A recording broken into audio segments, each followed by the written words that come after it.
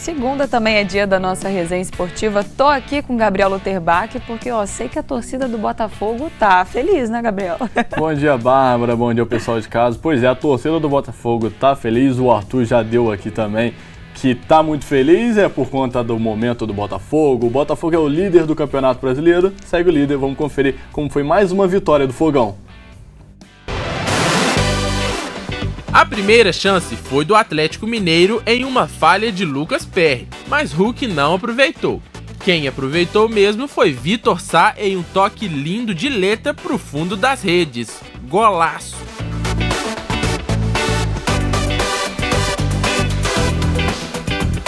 E quase ampliou na sequência. No segundo tempo, o Botafogo ampliou. No bate-rebate, a bola sobrou para Matheus Nascimento desencantar. Placar final: Botafogo 2, Atlético Mineiro 0.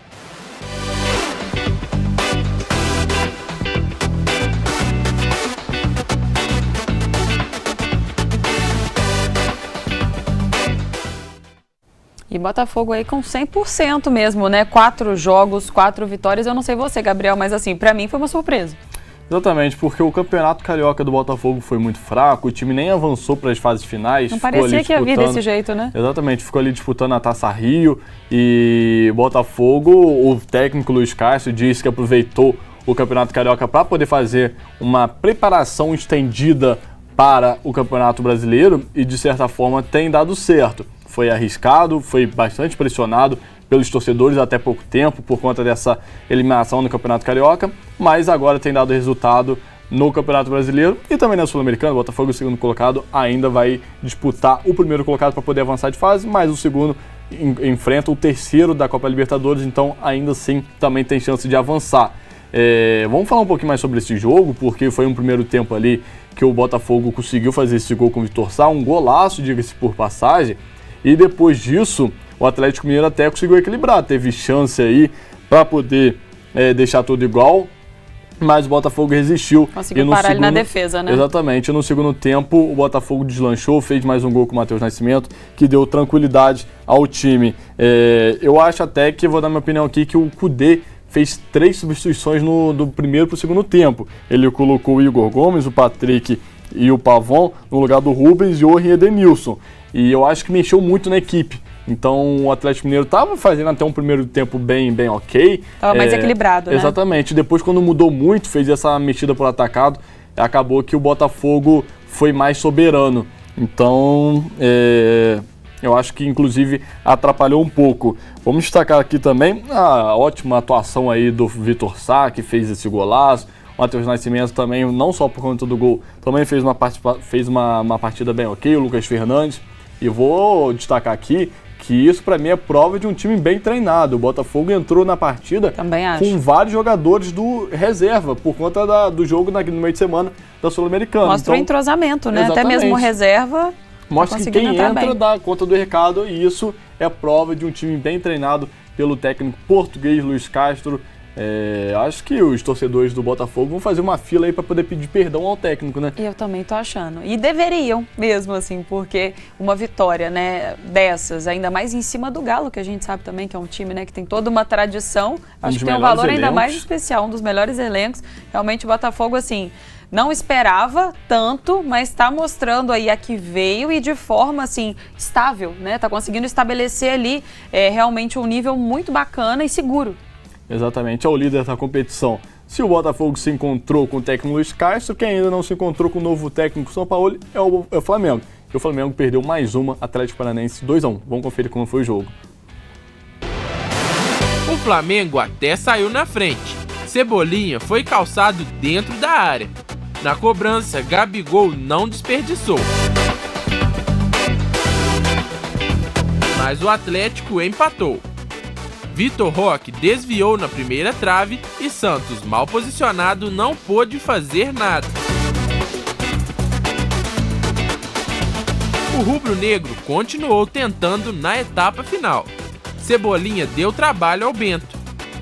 No desvio, Ayrton Lucas quase fez. Mas como quem não faz leva, Fernandinho abriu para Kelvin, que tocou pro meio da área, e na sobra, Eric encheu o pé. Vira, Furacão 2, Flamengo 1.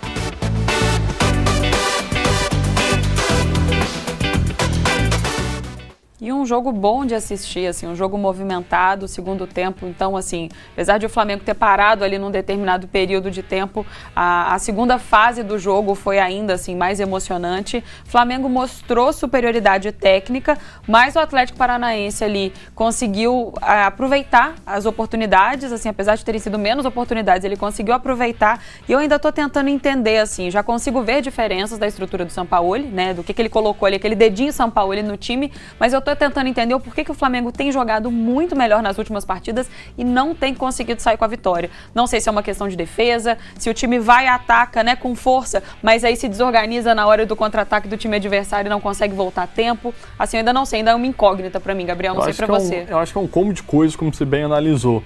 Primeiramente, o Flamengo tem perdido muitas chances. O Gabigol, sobretudo, que é o centroavante ali, tem pecado nas finalizações. Ontem o Flamengo fez um gol, poderia ter feito mais outro gol, que daria mais tranquilidade ao time, mas não conseguiu ser efetivo. O Atlético Paranaense, na chance que teve no primeiro tempo, foi praticamente a única, igualou. E aí no segundo tempo o Flamengo voltou com um bom futebol mais uma vez, poderia ter feito gols. A gente viu ali a chance do Cebolinha, viu a chance que o Gabigol perdeu também cara a cara com o goleiro e não aproveitou. Aí depois o Fernandinho acha uma bola ali pro Kelvin, que encontra o Eric ali na sobra, né, no bate-rebate, e o Atlético Paranaense sai com gol. São várias coisas, né? Também o Santos, no momento do goleiro do Flamengo, não é muito bom. A gente viu ali que ele falhou no gol. O jogador Vitor Roque estava na primeira trave, ele tenta dominar, a bola bate nele e vai pro gol. E o Santos estava lá na segunda trave, sendo que não tinha nenhum jogador na segunda trave. Então ele poderia ter ficado no gol. Se ele tivesse ficado no gol, ele iria defender sem qualquer dificuldade. Então chama atenção também essas falhas defensivas do Flamengo. Não só o Santos, né? Porque é muito complicado você colocar o crédito só em uma pessoa, depositar só em uma pessoa. A zaga do Flamengo tem pecado muito. E aí, quando a gente fala zaga, não são só os zagueiros ali, a linha de 4, a linha de 3. A defesa começa desde lá no ataque. É a função defensiva que está falha, exatamente. Né? Se os atacantes não ajudam na marcação, atrapalha lá atrás. Então é um Flamengo que tem jogado até relativamente bem, mas não tem sido efetivo. E aí também tem vários desfalques, né, que a gente pode falar. O Gerson tá fora. Acredito que quando o Gerson voltar, o Arrascaeta pegar ritmo de jogo, o Flamengo tende a evoluir com o Sampaoli. Até agora tem ficado tem deixado um pouquinho a desejar. Concordo com você, Gabriel, e você comentou aí do Arrascaeta, até mesmo ainda sem um pouco de ritmo de jogo, é impressionante como que ele muda o ritmo da equipe em campo quando ele está presente, né? Um jogador impecável. Vamos destacar um pouquinho aqui o Atlético Paranaense também, porque mais uma partidaça do Fernandinho que tem 38 anos, jogou muita vitalidade, assim como o Fernandinho, o Vitor Roque também são travantes de apenas 18 anos, mas que parece um menino experiente de 20 e poucos anos, enfim, chama atenção como esse time do Atlético Paranaense também joga direitinho. A torcida critica muito, diz que o time poderia render mais, mas de fato o Atlético Paranaense é um time que pouco perde também, né? Foi campeão paranaense invicto, se eu não me engano tem apenas 4 derrotas na temporada, então enfim, é um Atlético Paranaense muito forte mais uma vez. Não é à toa que chegou no ano passado na final da Libertadores, enfrentando justamente o Flamengo. E conseguindo uma vitória dessa, ainda mais em casa, né, com a torcida assim ensandecida. E precisava, né, porque vinha de 2 derrotas no Campeonato Brasileiro. Outro time que é muito regular é o Palmeiras, e o Palmeiras venceu mais uma vez 5-0. Vamos conferir. Foi uma chuva de gols. Anota aí para não perder a conta. O pequeno Arthur abriu o placar de cabeça com 1,68 m. Quando Lucas Alter foi expulso, ainda no primeiro tempo, abriu ainda mais o jogo para o Alviverde. E o Verdão aproveitou com Sidmar contra. Na falta de atenção, a bola ficou redonda para Veiga, sem goleiro, fazer o terceiro. Henrique, de cabeça, após cruzamento de Piquerez, fez o quarto. E Dudu tirou a seca para dar fim à maior goleada do Campeonato Brasileiro até aqui. Palmeiras 5, fora de casa, Goiás 0. Mais um feito aí do Palmeiras que não se cansa de ganhar, Gabriel. Estão ficando insuportáveis esses palmeirenses. É outro time bastante irregular e nesse jogo teve uma questão aí que ajudou muito o Palmeiras, que foi a expulsão do Lucas Alter, né? O zagueiro do Goiás, que ele foi expulso ali ainda no primeiro tempo. Cedo, e um Palmeiras que já estava vencendo com 1 a mais, fica ainda mais tranquilo para poder fazer o jogo dele. E aí fez o segundo gol ainda no segundo tempo e fez 3 faltando 10 minutos para a partida. Então teve um gol aí que a gente está vendo agora no detalhe, que não esse gol, o próximo agora, foi uma falha aí defensiva do zagueiro do Goiás, que entregou o gol para o Rafael Veiga, e a gente vai conferir que 5 minutos depois o Endrick faz mais um, e ainda dá tempo nos acréscimos para o Dudu desencantar, sair a seca.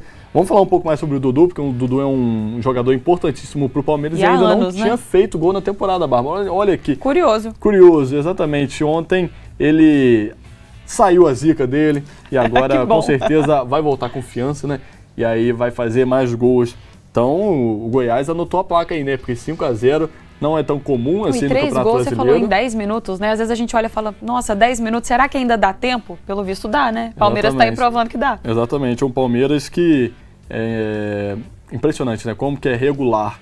Vamos falar de outro time paulista. O time do São Paulo venceu o Internacional por 2-0. Dorival Júnior tem dado conta do recado. Vamos conferir. O São Paulo fez o primeiro com Luciano de pênalti pegando rebote. E o segundo foi uma obra de arte. Pablo Maia recebeu de Caleri, limpou a marcação e chutou no ângulo de Kehler. Golaço! São Paulo 2, Internacional 0.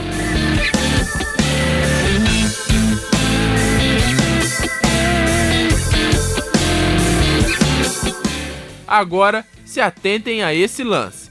Luciano ligou Nestor, que tocou para o meio para o Wellington Rato, sem goleiro, fazer isso. Inacreditável.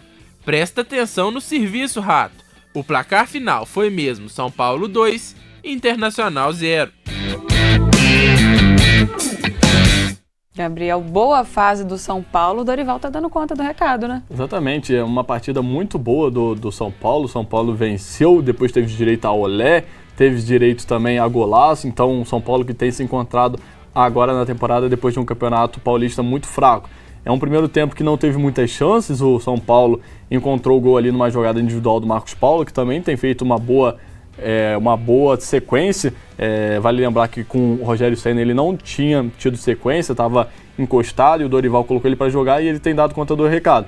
E aí no segundo tempo o São Paulo deslanchou, fez esse golaço aí com o Pablo Maia e depois teve chance de ampliar aí com o Wellington Rato, mas eu não entendi o que ele fez ali, a bola fácil para ele, talvez excesso de confiança. Tentando entender. Exatamente, excesso de confiança, falta de concentração, mas de fato explica ainda mais. A placar poderia ser ainda mais elástico para o São Paulo, mas 2-0 também ficou de bom tamanho, né, Bárbara? E em cima do Inter que não tinha perdido ainda, né, Gabriel? Exatamente. Um Inter que ainda é muito difícil de enfrentar. O Mano Menezes é um técnico que sabe escalar bem os seus jogadores, sabe jogar fora de casa. E o São Paulo fez o papel dele bem ok. E teve uma coisa curiosa nesse jogo também, que no segundo tempo, depois do intervalo, o Mano Menezes demorou a voltar. Ninguém entendeu nada. O jogo voltou, cadê o Mano Menezes, cadê o técnico do Inter? Eu arriscaria que ele teve um piriri. Provavelmente, porque assim, se não foi expulso de campo, né, começou o jogo, o técnico não tá lá, eu tenho certeza que ele estava curioso para ver o segundo tempo, né? Assim, não é desinteresse, provavelmente ele teve alguma intercorrência ali, algum imprevisto, porque Mano, não é normal. Conta pra gente, assim, manda uma mensagem lá pro nosso WhatsApp aí do Manhã Diverso, a gente ficou curioso. Exatamente. O América Mineiro começou vencendo, mas sofreu a virada para o Cuiabá. Vamos ver os detalhes sobre essa partida. O América saiu na frente com o Aloísio depois de um cruzamento de Everaldo. E poderia ter ampliado no segundo tempo com Benítez na trave. No fim da partida, Wellington Silva fez uma bonita jogada e cruzou para o meio. O Marlon, lateral esquerda do Coelho, fez contra para deixar tudo igual. Nos acréscimos, Cavicchioli foi expulso. E como o América não poderia fazer mais substituição, Danilo Avelar foi pro gol. Na cobrança de falta de Ronald, O zagueiro que não tem cacuete de goleiro pouco pôde fazer. Cuiabá virou 2, América Mineiro 1.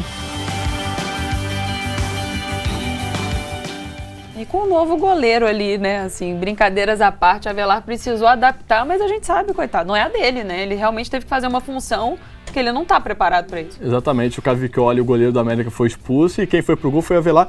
Eu acredito que ele ficou com peso na consciência, porque ele que errou a saída ali pro o Cavicchioli ser expulso. Então ele falou assim, ó, fiz besteira, vou precisar agora resolver. Eu vou precisar resolver, mas não foi a dele, e aí o Cuiabá soube aproveitar com esse gol de falta do Ronald. Curiosidade, né, porque não é normal ver um jogador de linha indo pro gol, olha lá, olha o estilão do goleiro. Não, e tem vê se ele tem posto pra goleiro. Vamos ver, ó. A bola já tava lá na rede e ele tava pulando ainda. Você vê, é isso que eu ia falar, pelo desespero, pela ansiedade do pulo, a gente consegue detectar que não é goleiro. E tadinho, assim, tem dia que é melhor a gente não sair de casa. Esse era o dia do Avelar também. Exatamente. Não ter saído, porque influenciou o cartão, tentou ficar ali no gol, mas acontece. Exatamente. Outro jogo bem movimentado da rodada foi o Grêmio 3-3 com o Bragantino, cheio de reviravoltas. Vamos conferir. Mais uma chuva de gols no Brasileiro. Logo no primeiro minuto, pênalti pro Grêmio. Cristaldo converteu. Mas o Bragantino virou com o Matheus Fernandes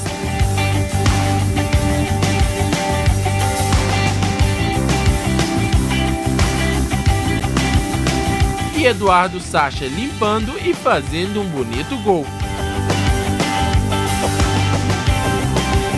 Mas o Grêmio não se deu por vencido. Soares fez o primeiro gol no Campeonato Brasileiro e empatou para o Grêmio com uma bonita finalização. E virou logo na sequência com Everton Galdino.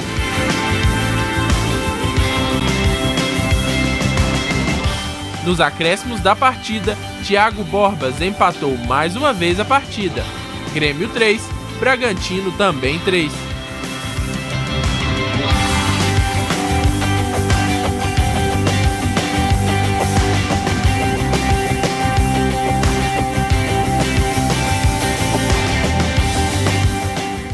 Um jogo muito movimentado. Esse aí não deu pra ninguém cochilar no meio do jogo, não. Exatamente. 6 gols, uma média alta, né? Porque teve a goleada do Palmeiras, teve esse 3-3, teve também o jogo do Botafogo, 2-0, 2-1 do Atlético Paranaense em cima do Flamengo. Enfim, uma rodada bem movimentada. Vários gols. E esse jogo ficou marcado pelo gol do Luis Soares. Enfim, desencantou no Campeonato Brasileiro, fez o primeiro gol em 4 jogos e a expectativa de gol do time do Grêmio. O Grêmio que começou então vencendo a partida, sofreu a virada, tentou ali sair com a vitória, mas no fim das contas o Thiago Borbas empatou para o Bragantino. Então um jogo bem legal de assistir, de conferir. Como falando um pouquinho mais sobre o Luis Soares, ele ainda é o artilheiro do Grêmio na temporada, 12 gols. E não é normal um centroavante ficar nessa seca há tanto tempo, né? 4 ainda mais jogos. ele. Exatamente. A expectativa de gol sobre o Luis Soares é sempre imensa. Enorme, né? Mas que bom. Tomara que passe. Exatamente. No sábado teve mais bola rolando, teve clássico e também teve o Cruzeiro vencendo e teve um empate entre Fluminense e Vasco. Vamos conferir aqui os resultados. O Cruzeiro então venceu o Santos por 2-1, o Santos que não tem feito uma boa temporada, mais uma derrota aí para o time da Vila Belmiro, e o Cruzeiro que também tem feito um bom início de Campeonato Brasileiro. E ali tem o Fluminense e o Vasco saiu na frente numa saída de bola errada do Fábio e depois o Fluminense empatou no segundo tempo. Vou mostrar a classificação do Campeonato Brasileiro e ainda falta um jogo, a gente vai conferir depois desse jogo. Mas vamos com a classificação porque a gente tem o líder da competição, o Botafogo, o Palmeiras segue o líder, né, o segundo colocado ali com 10 já na cola, o Cruzeiro é o terceiro, olha o início de campeonato bom do Cruzeiro, muito bom. 9 pontos. Vamos fechar o G4 com Fortaleza, que enfrenta hoje o Corinthians, a gente vai falar já desse jogo. São Paulo, Fluminense, e a gente vai destacar ali a posição do Flamengo. Não é normal o Flamengo começar um Campeonato Brasileiro em 16º lugar, e o Corinthians também, que enfrenta hoje o Fortaleza, está pressionado, venceu um jogo nesse Campeonato Brasileiro, vem de 2 derrotas e o Luxemburgo ainda também não encontrou o caminho da vitória. Vamos falar sobre esse jogo, vamos colocar a arte aqui. Lá. Jogo do Corinthians contra o Fortaleza, o jogo é hoje. Esse jogo, jogaço, o Corinthians contra o Fortaleza hoje às 8 horas. Um Corinthians bem pressionado, com a torcida revoltada, pressionando o time. E o Luxemburgo foi legal, o Luxemburgo foi conversar com os torcedores, pediu apoio. Vamos ver se os torcedores vão apoiar, porque vai ser importante. o Fortaleza vem de uma vitória expressiva contra o Fluminense, venceu por 4-2, vem de uma goleada na Sul-Americana, então não vai ser um adversário fácil de enfrentar, não. E eu acho que tá cedo também para a torcida já abandonar. A torcida, eu acho que assim, ela tem que fazer o papel dela até o apito final. Depois ela pode reclamar. Mas na hora do jogo, se você ali não contribuir, né, para a evolução do time, para o avanço do jogo, eu acho que só prejudica e a pressão fica ainda maior. Eu tô de acordo. Eu acho que a pressão tem que ser ali dentro do estádio só, a gente não pode evadir disso. E a pressão tem que ser depois do apito, né? Exato, porque você consegue fazer uma análise, exatamente, né? Tem o senso crítico. A gente não pode ditar o que o torcedor vai fazer, porque o torcedor pagou o ingresso, desde que seja com paz, lógico. Total. Mas o torcedor tem direito de cobrar os jogadores ali dentro do estádio. E eu também concordo que deve ser depois do apito final, porque durante o jogo tudo pode acontecer, pode ter uma virada, pode ter um empate, enfim. É complicado cobrar ao invés de apoiar. Ali com a bola rolando. Exatamente. Vamos falar agora sobre a Série B rapidamente, porque o nosso tempo já está estourando, porque teve bastante jogos da Série B. A gente vai destacar aqui o Tombense, que é o time da Zona da Mata Mineira, que perdeu para o Avaí por 1-0. Tem o Criciúma, que é o líder da competição, vencendo o Ituano. O Mirassol empatando com o Vila Nova, Chapecoense com o Novo Horizontino. Ponte Preta empatando com o Ceará e a vitória do Sport contra o Guarani. Vou mostrar a classificação rapidamente, porque a Série B também está boa, a Série B está bastante movimentada. O líder da competição é o Guarani, Vitória em segundo, Criciúma em terceiro, fazendo a retificação aqui, tinha falado que o Criciúma era o líder. Botafogo é o quarto, e aí a gente vai destacar ali o Tombense, porque o Tombense não tem um início aí que foi animador, mas já colocou o pé no acelerador, tá ali em sétimo colocado, 8 pontos em 5 partidas. Tudo embolado, mas o Guarani ali já está conseguindo mostrar também, né, uma campanha sólida. Exatamente. Bárbara, esses foram os destaques do Campeonato Brasileiro da Série A e também da Série B. Quinta-feira tem mais.